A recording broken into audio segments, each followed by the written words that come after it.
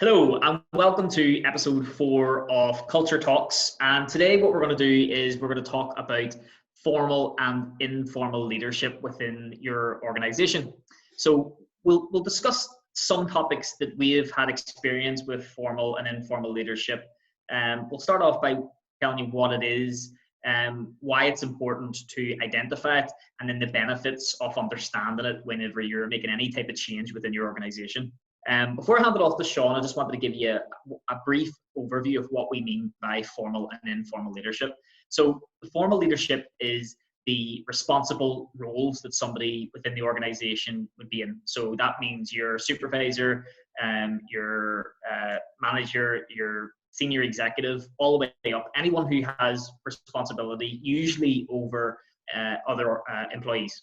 Informal leadership is the type of leadership that can manifest itself in a non-responsible role in terms of over employees, if that makes sense. So it could be somebody within your team who just everyone likes, somebody who everybody gets along with, or likewise can be somebody who can have a negative impact on the organization for many, many different reasons. So it's fair to say that formal leadership can be the people who are being seen to have to lead the teams, or the informal can be the ones, the individuals who probably don't need to be leading teams, but they actually are.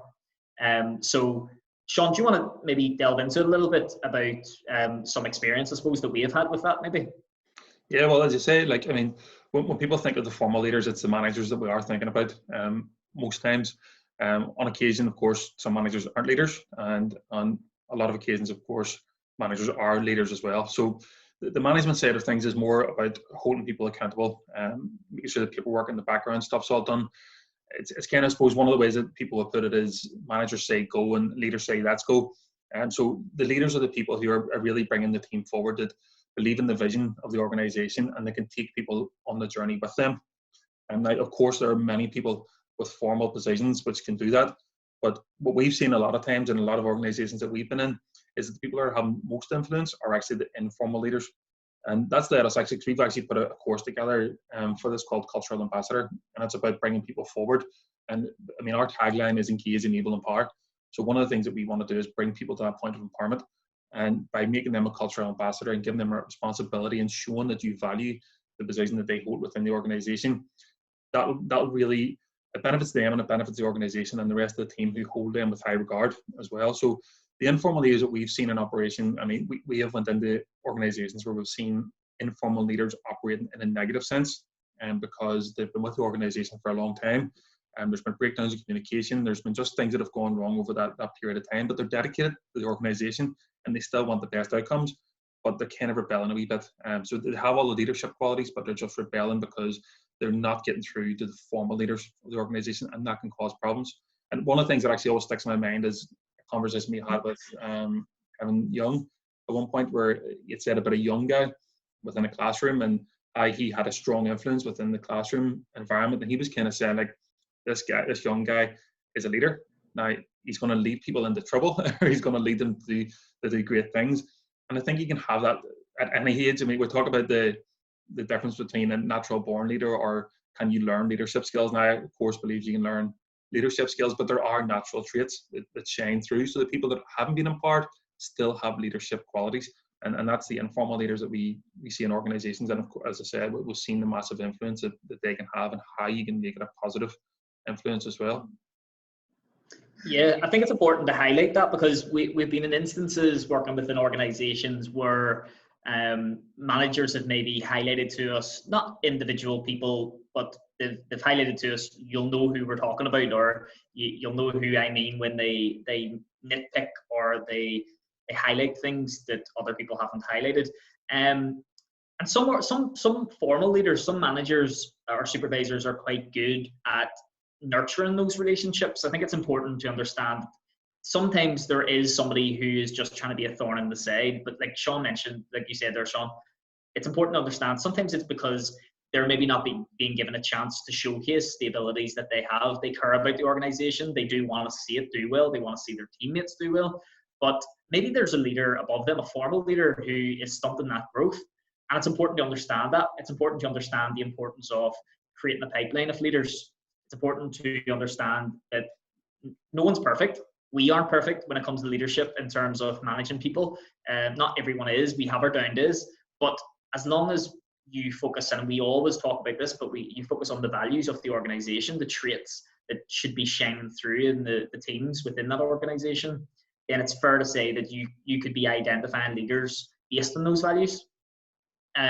So yes, okay, maybe someone's a problem child, but you could find that given a little bit of effective communication on that relationship and nurturing them as an individual and the leadership skills that they have, you could genuinely make a difference. And sometimes people ask, well, how do you identify leaders? How do you identify the informal leaders within the organization? Well, what I would say is, while it's important for someone to be, I suppose, leading by example in terms of turning up on time, in terms of doing their work on time, making sure that they get along with everybody, they are only certain elements of it. You need to look at the soft skills side of things. You need to look at the elements that can have an impact on the day-to-day running of your organization. So yes, maybe there is somebody who doesn't have a good track record of being on time. Maybe they try to do too many things at once and they don't get the work completed to the quality that other people do. But let's face it, sometimes you can have a great leader who you could have an accountant who's a fantastic leader, but not the best accountant in the world. And sometimes you need to identify that, and that's why we as formal leaders need to identify those people so that that's why it's important. We need to identify those people so that we can keep that pipeline going, so that the organization will continue to grow. I think it's fair. Unfortunately, we've seen in the past where people get they get their back up. What I mean by that is they worry that there's somebody who may be able to do their job better than them. And why the reason I highlight that is because it's actually quite dangerous to the longevity of the team's morale and the productivity of the organization, and the culture. Because we always talk about culture, that can have a massive impact on the culture. And if we've worked with formal leaders in the past and got positive outcomes to that worry, because people are always afraid of somebody else stepping on their toes. When in fact, if you change the mindset slightly, if you help organizational formal leaders to change the mindset and say, if you nurture this person, they're only going to add value to you, and they become a byproduct of your work. They become a byproduct of your legacy in that sense. And if somebody gets to step up, it usually means that you get to step up. Is that fair to say? Yeah. I mean, I know myself, even just from past experience. I mean, I've been in management from I was 22, and at a younger age, I suppose you're looking up to everybody else. And I had some great examples, don't get me wrong, but I also felt at times that I wasn't able to progress because my growth was stunted by other people who were in leadership roles, but weren't always shown leadership in terms of that. And it's that kind of fear. But I think a lot of that comes through from old school management styles, where people aren't willing to recognize that there are younger people coming through here able to do the job just as well. It's not experience, of course, is like I highly respect someone with a lot of experience, but it's not the be all and end all, because you can have new and fresh ideas coming through with new people, and we've seen that ourselves. So we created a pipeline of leaders when we were managers within Odyssey Board before we stepped away to become a management company. But before we'd done that, we had always got a leadership process in place, and we had some great people coming through that, and people that, we valued them highly before they were in leadership roles because they still are informal leaders, but we recognize them as informal leaders, and we highly value them, of course, now they're in the leadership positions, and now they can create a strong impact. And it's even just having that coming through, that these are people who have grown through the organization to become the new management team, who are leaders. That means an awful lot, because they know the vision of the organization. They've lived the values out for quite some time, and they know well, first of all, they're respected by the rest of their team, and they know how to take that team along with them. They're able to talk to them, they're able to listen to them, and that communication is absolutely vital. And we talk about communication a lot in everything that we do, but communication is so important in terms of earning the respect of people, and being able to understand what their strengths and their weaknesses are, because we all have our own weaknesses, and as leaders we'll all do things wrong at times, but we have that respect of the people that we're leading, then they'll come and tell us that we've done something wrong, and that's absolutely fine. And that communication and that relationship's really important. But I think one of the problems with formal leaders a lot of times as well is that they're hoisted into positions when they don't have the qualities, because an organization panics. Someone leaves a position and they need to fill that position, And for me, that just shows, first of all, lack of value in the position itself, because they're just going, well, there's someone there, we just need to fill that role. And it shows a lack of value in the person as well. And I think that will go on throughout the process of them being in that position, because if you didn't value them in the first place and you just hoisted them in to fill a gap, you don't really respect them after that. And then it's hard to get them to move on as well. And then that impacts the whole organization, and then the informal leaders, of course, as well. Yeah, communication is a really important one, because people always ask, how do you communicate these things? How do you communicate that? How do you create a relationship with somebody to try and move them on to the next step? Or how do you improve communication? Communication is one of the biggest issues within every organization, within every relationship, I suppose, personal or professional. We could all, whether we're good at communicating or not, we could improve. And do you know what? From a management perspective, or a leadership, more importantly, perspective, it's as simple as saying thank you. It's the little things. It's understanding that people appreciate.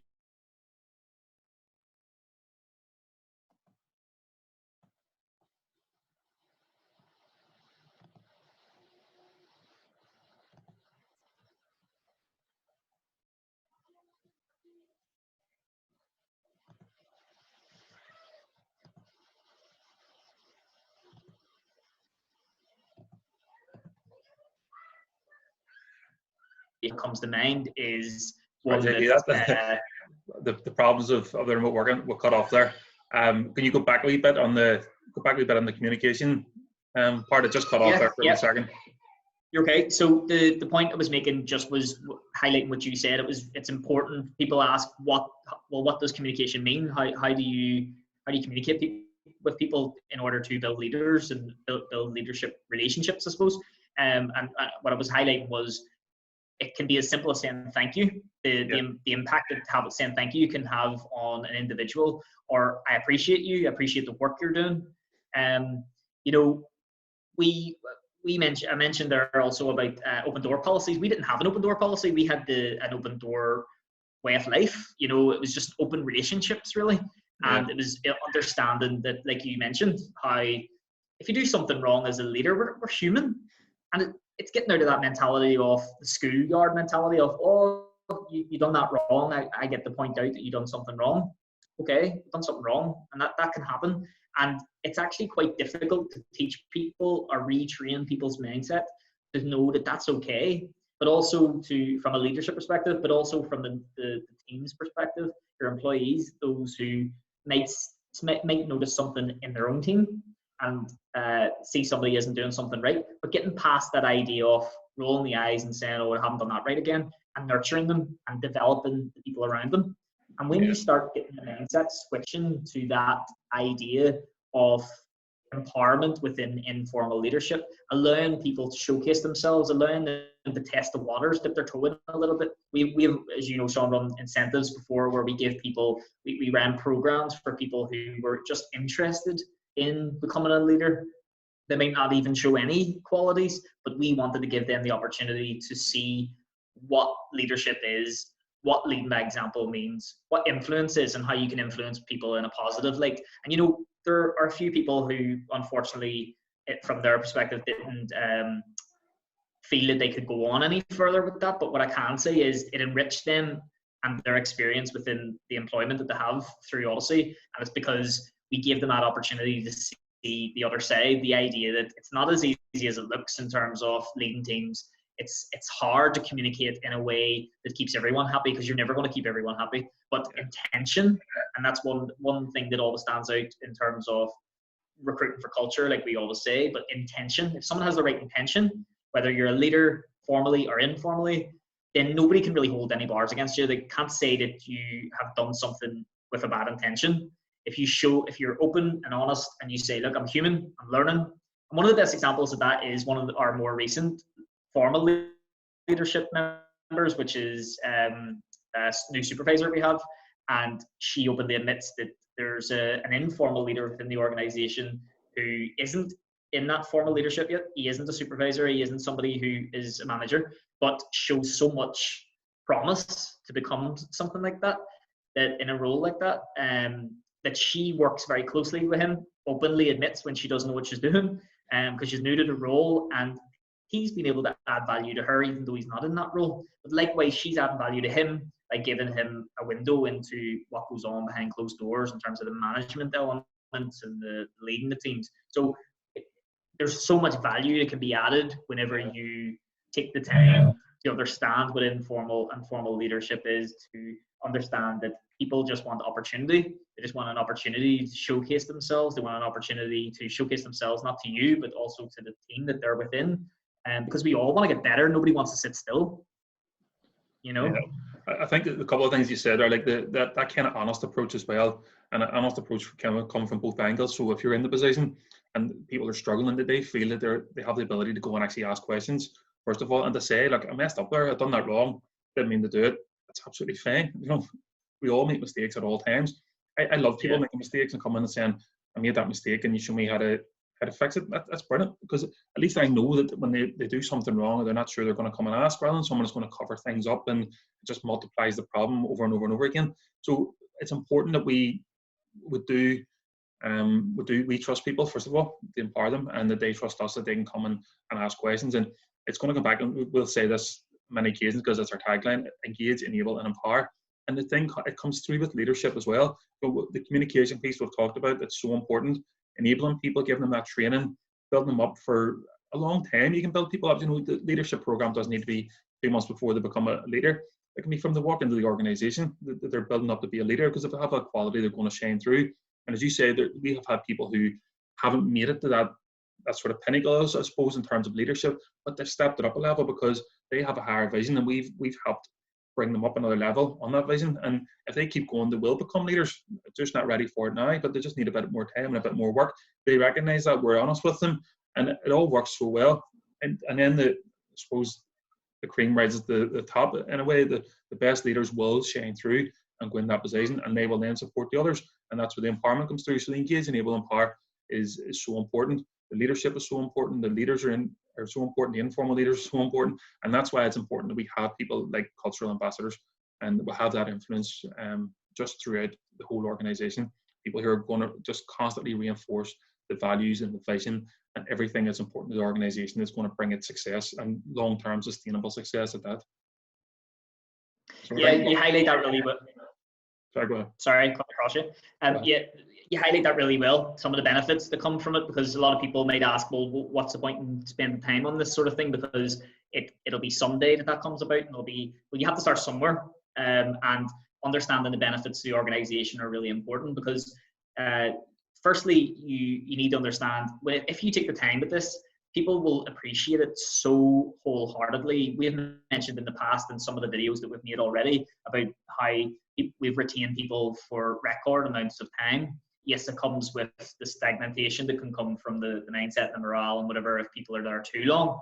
And it's nice for a little bit of movement in terms of turnover. But when you're able to retain your best people, you're able to attract even better people in terms of the value that can be added and bolted on to the already amazing team you have. It's a great feeling. And the cultural ambassador program that we've put together is one that is based on our impact success model of the 5 key areas around culture. And what's so great about that is that it actually teaches people going through that program about how the elements of culture can be embedded into every little part of the company and the organization. And it all starts with people, and it always ends with people as well. So we could go on, as always, for a long time about it. But I think that's maybe a good place to finish up, Sean, unless there's something else you wanted to add in. No, I think that, as you say, we could go on to another point on that, but I think hopefully that gives a wee bit of an overview for people. And of course, as always, any questions, any queries we can help with, always here to support people or answer any questions if you have any to ask. Yeah. Just on that as well, if you wanted to learn more about the Cultural Ambassador program we have, it is something that we do with other organizations. It's a nice wee plug there. And we'd be delighted to even just tell you more about it. We're an open book. Anyone who's ever spoke to us should know we're an open book. And if we can add value just by explaining what it is, or if in the future you were able to have us come into the organization, teach your team that, we'd be delighted to do that as well. So we'll leave it there. So for now, remember, engage, enable, empower.